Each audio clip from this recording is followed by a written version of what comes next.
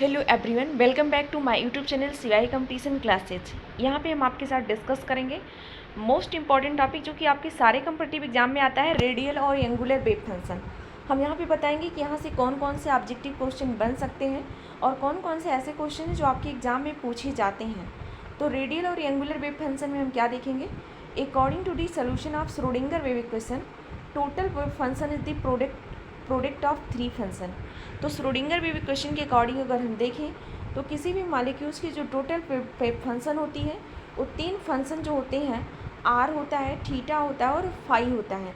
इन तीनों wave function के solutions होते हैं, प्रोडक्ट होते हैं। तो साई जो वेव फंक्शन होता है उसमें क्या होता है, आर थीटा फाई, ये किसके बराबर होता है? इसमें कुछ एंगुलर पार्ट भी होता है और कुछ पार्ट ऐसे होते हैं जिसे रेडियल पार्ट भी कहते हैं।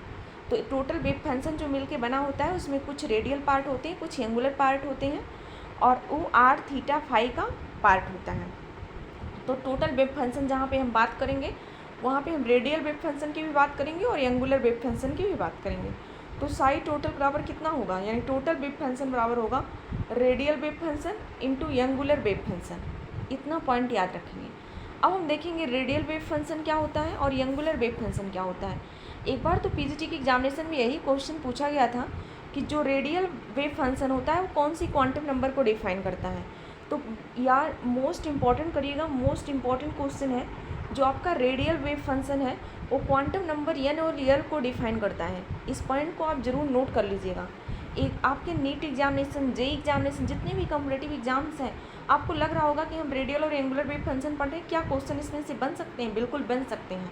आपका हर एक टॉपिक काफ़ी इंपॉर्टेंट है और किसी भी एग्ज़ाम को अगर क्रैक करना है तो आप ज़रूर हर एक पॉइंट पे नज़र बना के रखिए। तो radial wave function gives the distribution of electron as a function of distance R from the nucleus radially and is defined by quantum number N L N.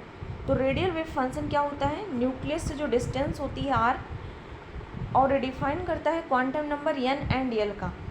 अगर हम बात करें एंगुलर वेव फंक्शन की, तो एंगुलर वेव फंक्शन जो होता है जिसे आप थीटा और फाई कहते हैं, तो depend upon the direction or angles with respect to the axis. जो एंगुलर वेव फंक्शन होता है उसमें थीटा आता है और फाई आता है। वो डिपेंड करता है अपॉन द डायरेक्शन, डायरेक्शन को बताता है, अथवा angle with respect to the axis, angle बताता है with respect to the axis and is defined by quantum number L and M. तो इस पॉइंट को याद कर लीजिएगा। एंगुलर वेव फंक्शन किस क्वांटम नंबर को डिफाइन करता है? यल को और एम को डिफाइन करता है। The total wave function represent as orbital in which radial wave function, जो टोटल वेव फंक्शन है वो रिप्रेजेंट करता है किसी भी ऑर्बिटल के जिसमें आपके रेडियल वेव फंक्शन होते हैं, डिटरमाइन करते हैं साइज को, whereas angular wave function determine the shape of the orbitals. तो यहाँ पे दूसरा पॉइंट आप नोट करेंगे कि रेडियल वेव फंक्शन डिटरमाइन करता है साइज को, लेकिन एंगुलर वेव फंक्शन किसको डिटरमाइन करता है? शेप को करता है। The variation of radial wave function R for 1s 2s 3s 2p 3p with increase in R. तो जैसे जैसे आपकी डिस्टेंस बढ़ती है वैसे वैसे आपके रेडियल वेव फंक्शन भी समय के साथ क्या होते हैं? इंक्रीज होते रहते हैं। अब यहाँ पे देखिए जो आपका आर है, 1s ऑर्बिटल के लिए quantum number, principal quantum number N की वैल्यू 1 है और s ऑर्बिटल के लिए एल की वैल्यू 0 होती है। तो यहाँ पे आपका क्या होगा? नो नोड्स होगा। 2s ऑर्बिटल के लिए n बराबर 2 होगा, l बराबर 0 होगा, तो कितना नोड होगा? 1 होगा। नोड ऐसी पॉइंट को कहते हैं जहाँ पे इलेक्ट्रॉन डेंसिटी क्या हो? 0 हो। अब अगला इसी तरीके से हम 3s ऑर्बिटल के लिए देखेंगे। 3s ऑर्बिटल के लिए नंबर ऑफ नोड्स कितने होंगे? 2 होंगे। एक यहाँ पे नोड है, एक यहाँ पे नोड है। n की वैल्यू 3 है, l की वैल्यू 0 है। हम यहाँ पे आपको एक ट्रिक बताते हैं, ज़रूरी नहीं है ये ट्रिक केवल s ब्लॉक में लागू होगा। एक ट्रिक हम बताते हैं आपके लिए s ब्लॉक में, सॉरी s ब्लॉक के लिए, अगर s ऑर्बिटल है तब, s ऑर्बिटल है अगर, तभी हम ये ट्रिक बता रहे हैं। तो इसमें जो नोड निकालना हो तो n-1 कर दीजिए।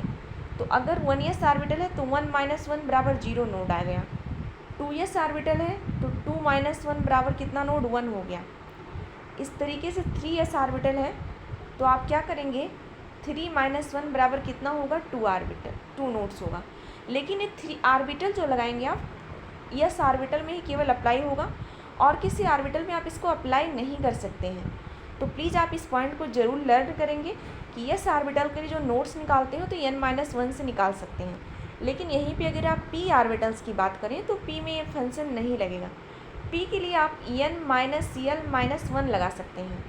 तो अगर n की वैल्यू 2 है और l का मान कितना होता है, 1 होता है, -1, तो 2 - 1 1 बराबर कितना होगा, 0 हो गया। यानी 2p ऑर्बिटल के लिए यहाँ पे कोई भी नंबर ऑफ नोड्स नहीं होगा। इस तरीके से आप n-l-1 भी याद कर लीजिए और n-1 भी याद कर लीजिए। आप यस ऑर्बिटल में भी ये फार्मूला लगा सकते हैं, लेकिन ऐसा नहीं है क्योंकि यस ऑर्बिटल में l की वैल्यू 0 हो जाती है तो n-1 आ ही जाता है, इसलिए मैंने वहाँ पे लगा दिया है। अब इस तरीके से देखिए 3p ऑर्बिटल के लिए, 3p ऑर्बिटल के लिए क्या लगाएंगे, n-l-1, तो क्या होगा, सॉरी यहाँ पे n की वैल्यू क्या करिए, 3 करिए, 3 - 1 तो क्या होगा, 2 - 1 होगा बराबर कितना होगा, 1 नोड आएगा। यहाँ पे आप करेक्ट करिएगा, n बराबर 3 होगा तो नोड यहाँ पे क्या आएगा, 1 नोड पास हो रही है। अब यहाँ पे आप और भी कुछ पॉइंट देखेंगे। जो यस ऑर्बिटल है, radial wave function R decrease with increase in the distance R from the nucleus. जैसे जैसे जो डिस्टेंस न्यूक्लियस से वो इंक्रीज कर रही है, लिखा गया है कि वेव फंक्शन आर डिक्रीज करेगा जैसे जैसे डिस्टेंस न्यूक्लियस इंक्रीज कर रही है। अगर हम बात करें 2s orbital and 3s orbital, ये थोड़ा सा न्यूक्लियस से दूर होंगे। There is continuous decrease in R, तो यहाँ पे जो आर है वो कंटिन्यूस डिक्रीज हो रहा है and at a certain point, और एक ऐसा पॉइंट आ रहा है जहाँ पे आर बिकम 0 हो रहा है। This point is called node. ऐसे पॉइंट को आप क्या कह रहे हैं, नोड कह रहे हैं, अथवा उसी पॉइंट को आप रेडियल नोड कहते हैं। 1s orbital have no node, 1s orbital के पास कोई नोड नहीं होता है। 2s orbital after 1 node. अगर आप ये चीज़ें निकाल के याद करे रहेंगे तो आपको यहाँ पे थ्योरी रटने की कोई ज़रूरत नहीं होगी। आप वहाँ पे लिख सकते हैं कि the 1s orbital contain no node, 2s orbital have 1 node, R becomes increasing acquiring a maximum value, thus 3s orbital has 2 node, और 3s ऑर्बिटल के पास नंबर ऑफ नोड कितने होंगे, 3 होंगे। अगर हम बात करें p ऑर्बिटल्स की, तो जो हमारा p ऑर्बिटल्स होगा उसमें जो आपका रेडियल वेव फंक्शन होगा r होगा, वो क्या होगा, 0 होगा।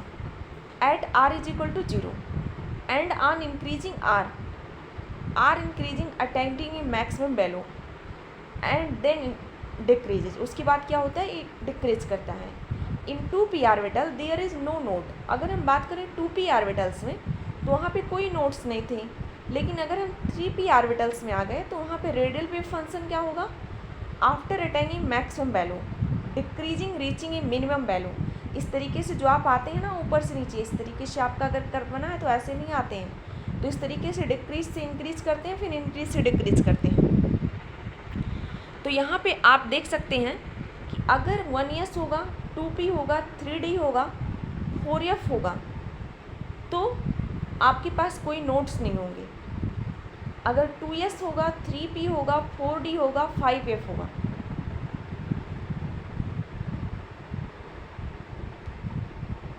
तो क्या होगा, 1 नोड होंगे। अगर 3s होगा, 4p होगा, 5d होगा, 6s होगा, f होगा, तो उसके लिए 2 नोड होंगे। तो ये अगर ट्रिक आपको याद है तो आपकी कोई भी क्वेश्चन जितने भी कंपटीशन में आते हैं वो क्वेश्चन गलत नहीं होंगे, आप सारे क्वेश्चन कर ले जाएंगे। कई बार एक क्वेश्चन पूछा गया है, नीट में भी ये क्वेश्चन आया हुआ है कि नंबर ऑफ़ एंगुलर नोड कितने होंगे, नंबर ऑफ़ रेडियल नोड कितने होंगे, ये सारी चीज़ें हम देखते हैं। अब अगला हम फार्मूला यहाँ पे देखेंगे, angular wave function predict the shape of the orbital. जो एंगुलर वेव फंक्शन होता है predict the shape of the orbital and its orientation in space, और उसकी स्पेस ओरिएंटेशन बताता है। The size of the orbital depend upon angle theta and phi. जो orbitals होता है उसकी जो साइज होती है वो डिपेंड करती है एंगल थीटा पे और फाई पे डिपेंड करती है। Mathematically it has been determined that for an s orbital the angular wave function is independent of angle theta and phi and has a constant value. The CS orbital is symmetrical in shape. जो S orbital होता है उसकी shape क्या होती है, symmetrical होती है. Angular wave function depends on angle theta and phi in P, D and F orbitals. किसमें? P ऑर्बिटल में, D ऑर्बिटल में एंड F ऑर्बिटल्स में. These orbitals are directional. P orbital has 3 D orbitals and 5 and F D orbitals has 7 orientation. इस तरीके से आप इसके orientation को देखते हैं. अगला पॉइंट यहाँ पे देखेंगे, when wave function of an electron is 0 along certain direction is specified by a particular angles. तो नंबर ऑफ एंगुलर नोड निकालना हो तो जितनी एल की वैल्यू होगी उतना एंगुलर नोड होंगे. रेडियल नोड निकालने के लिए n माइनस एल माइनस 1 निकाल सकते हैं. ये रेडियल नोड निकालने का फार्मूला होता है. तो प्लीज़ आप इस फार्मूले को ज़रूर लर्न करें. और भी आप नए लेक्चर्स जानना चाहते हैं तो आप हमारे कमेंट करके हमें ज़रूर बताएं. हम बहुत जल्द आपके साथ नए लेक्चर्स भी लेके आएंगे. Thanks for watching all of you to joining us our session. Thank you so much.